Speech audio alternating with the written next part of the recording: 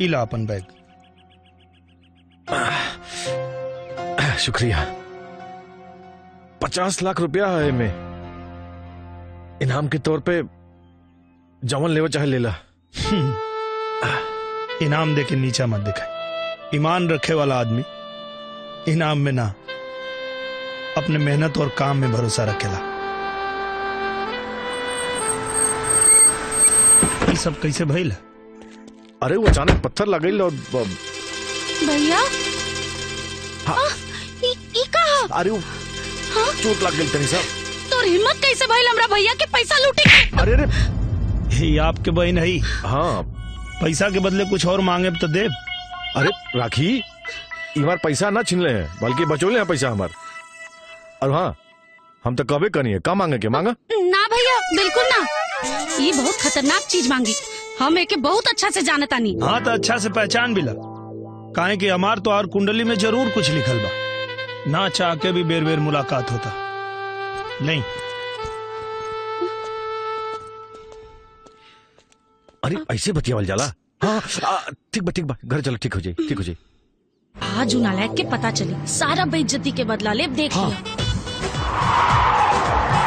और आज अगर तोहरा से कोनो गलती भई ना, तो आज तोहरों के ना छोड़ो, याद रखियो। अरे रुके तो सही, कितना गाड़ी जा रहल बा, कुछ पता चलता के जाता? अरे ये सब तो भैया के गाड़ी है। क्या बताई? अब कहाँ ढूंढी हम गड्ढा खोदे वाले के? फालतू में परेशान होते हैं भैया। रुका। कहाँ जाता रहा? निरहू कहाँ गई? चुप रहता हमारा, तो निरहू फिर चक्कर पड़ा बड़ा दिमाग फाटल हो हमार। महाराज कान कौन गड्ढा खोद ले हो, और में तमाम निकलल बा हीरा जवाहरात। ढूंढत हमें हो गई, इनाम मिले वाला हो। हम खोद ले बानी। तू खोद ले हवा? हाँ। यहाँ का बाबा जी घंटा उखर था, बताऊ रहा इनाम मिले वाला हो। इनाम मिले? चलो जल्दी चलो।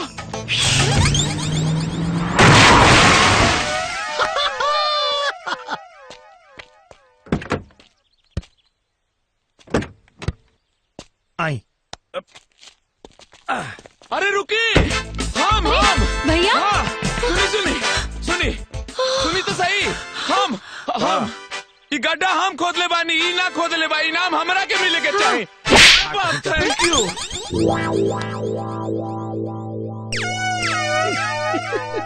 खाली ये ना, हमरा घर से निकले वाला हर रास्ता पे ऐसा ही गड्ढा खोद के ढक देले बा। अपने के लिहाज ना रही तब मार के कर दे हैं कि गर्दा छोड़ा देती। जे दूसरा खातिर गड्ढा खोदेला ओकरा में खुदे गिरेला।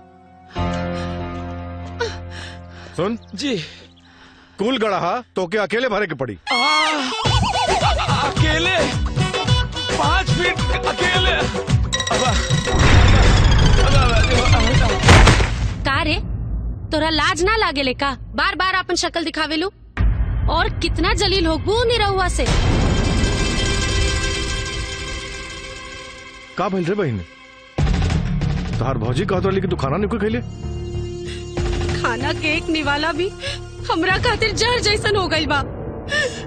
भैया, उद्दू कौड़ी के लइका हमके इतना बेइज्जत कइले बा कि हम अपन शक्ल आईना में नहीं की देख सकत। ए बहन ना, हमारा बहन की आंख से आंसू गिरावे वाला के बारे महफिल में इतना बेइज्जत करब कि वो खून के आंसू रोई। ओके इतना नीचा दिखाई, इतना जलील करब कि वो अपन वजूद तक भुला जाए। बस तू ओके अपने बर्थडे पार्टी में बुलाओ।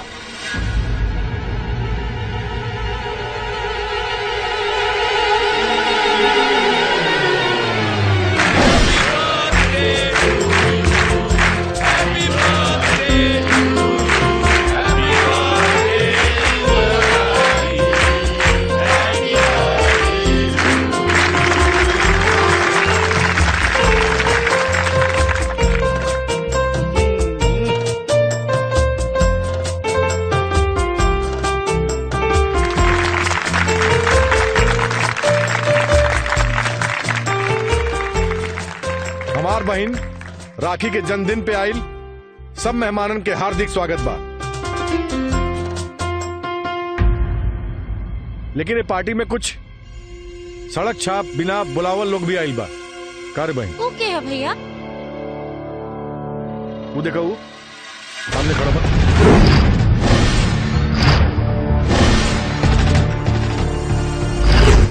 ये मेरे अपना दिमाग पे जोर डाला, हमार नाम तोरा कुंडली में शामिल बा।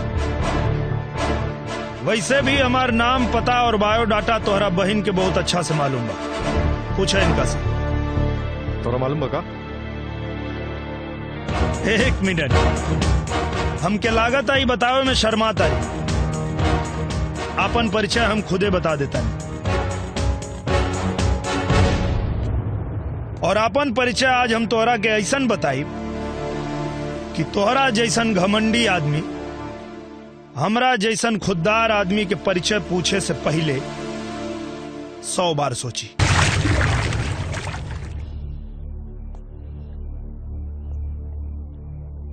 वो दिन जब सिंदूर लेके आई लो तो तोहार मांग ऐसे ना भरले रही,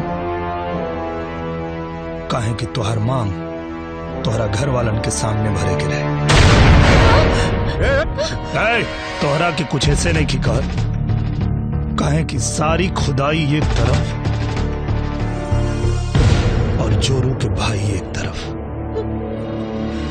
चल भाई। रुक जा बेटा, संभाल के रखिया हमार बहू के, नहीं तो दहेज में तोहार पगड़ी ना तोहार चमड़ी लेके जाई।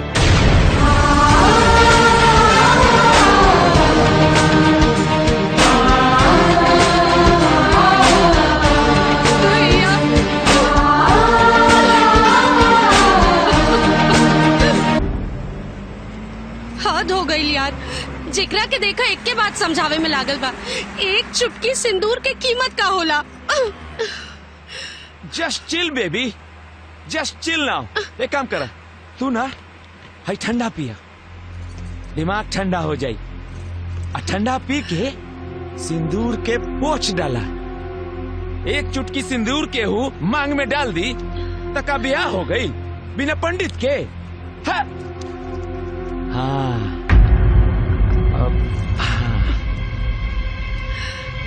सर दुखता। अरे चिंता चित करा, छोट मोट सर दर्द तो ऐसे ही होता रहेगा, सब ठीक हो जाए। छोटा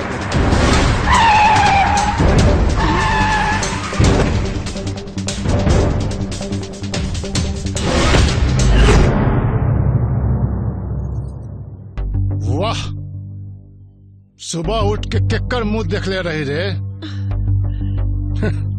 जो सवेरे सवेरे साक्षात देवी के दर्शन हो गई। ए विधायक, विधायक जी बहुत जरूरी काम से आइल बानी है जा।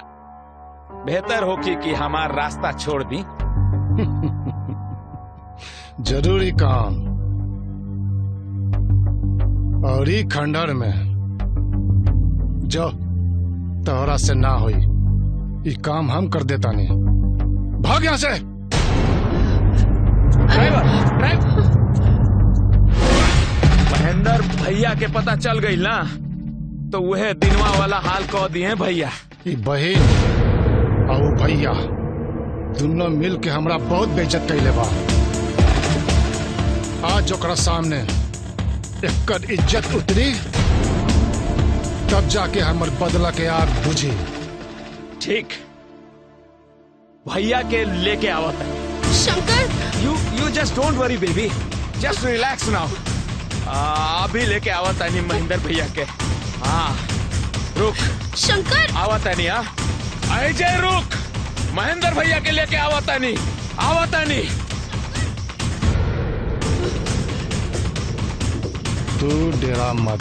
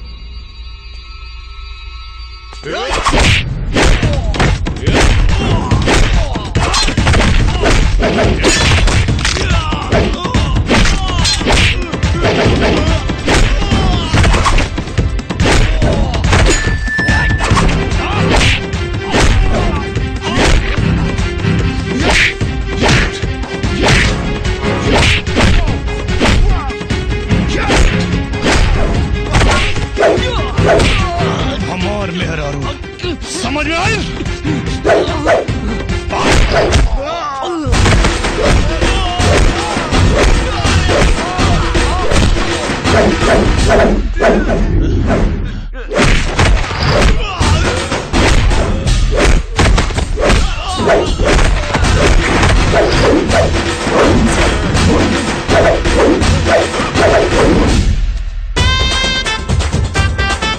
निरहुआ के चक्कर में आने का नाय, निरहुआ के चक्कर में आने का नाय,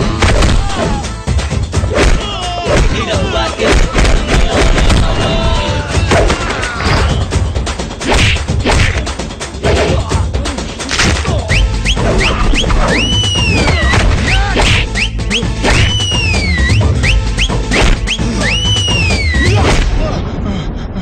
समझ में आयल क्या?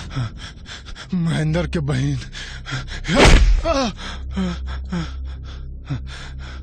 तोहर मेहरारू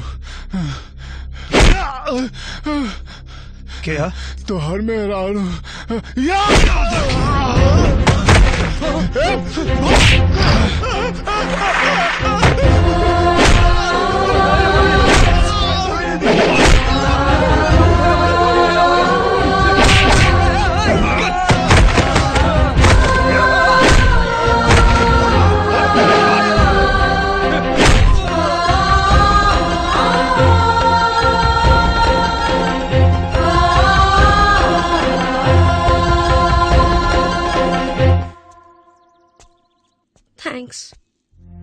थैंक्स के कोनो जरूरत नहीं है। पत्नी के रक्षा कईल पति के धर्म होला। तो हमरा के अपन पति माना या ना माना, हम तोरा के अपन पत्नी बना चुकल बानी और हमार पत्नी पे केहू बुरी नजर डाली तो करी है हाल करब। और तोहरा के अगर अपन इज्जत के ख्याल नहीं खे तो कम से कम हमारा इज्जत के ख्याल रखा। चल अब तोरा के घर छोड़ देता नहीं।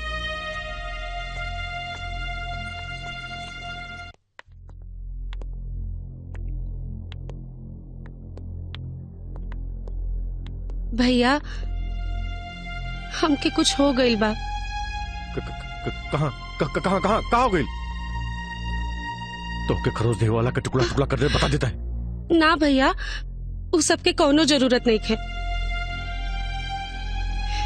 आज जब ऊ घड़ी में हमके केहू आपन के जरूरत रहे तो ऊ हमार साथ देलस, जेके हम पराया समझत रहनी, जेकर नाम के सिंदूर हम मिटावल चाहत रहनी। आज उहे हमार अस्तित्व मिटवला से बचा देलस। भैया हमके प्यार हो गइल बा भैया।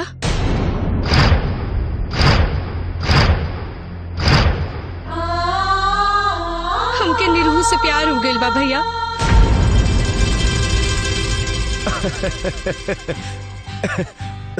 कोनो बात नहीं पगली, तोर खुशी में हमार खुशी है। और वैसे भी बहन बेटी का हाथ वही के हाथ में दिहल जाला जौन हाथ बाप भाई से मजबूत हो गए। थैंक यू भैया, थैंक यू सो मच।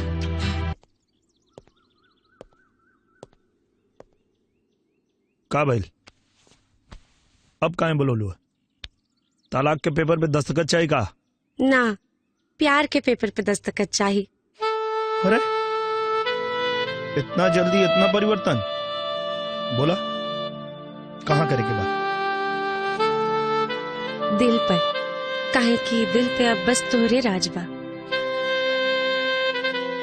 वाह, लागत सही नक्षत्र में बियाह भइल बा। 9 महीना से पहले ही लड़का के बाप बन जाए।